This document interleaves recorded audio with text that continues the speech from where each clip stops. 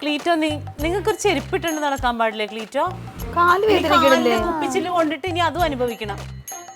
ക്ലീറ്റോ ചേട്ടന് ഒരു പണിയില്ലേ? എന്തിനിങ്ങനെ വേഷം കിട്ടുന്നത്? മര്യാദക്ക് നടന്നൂടെ? അങ്ങനെയൊന്നും സംസാരിക്കരുത്. ഇത് വേഷം കെട്ടല്ല. നമ്മുടെ നാടിനിപ്പോൾ ഇതാണ് ആവശ്യം. ഇതുപോലുള്ള വേഷധാരികളെയാണ് ആവശ്യം. അതുകൊണ്ടല്ലേ ഞാനിത് ധരിക്കണേ.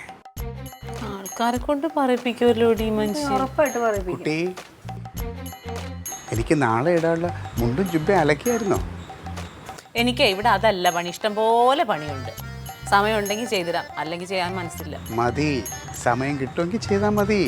ഒന്നിനും തിടുക്കം കൂട്ടണ്ട കേട്ടോ. ഇപ്പം ചെയ്തില്ലേലും കുഴപ്പമില്ല. യൂണിഫോം അവനും കഴുകിയിട്ടില്ലെങ്കിൽ ഇവിടെ വെട്ടുംകുത്തി നടക്കുന്ന മനുഷ്യനാണ്.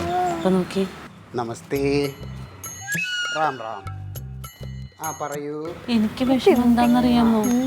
ആ ഗാന്ധിജിയുടെ പേര് വെച്ചിട്ടാണ് ഈ മനുഷ്യനെ കാണിക്കുന്നത്. ഗാന്ധിജി, അതും ക്ലീറ്റോ.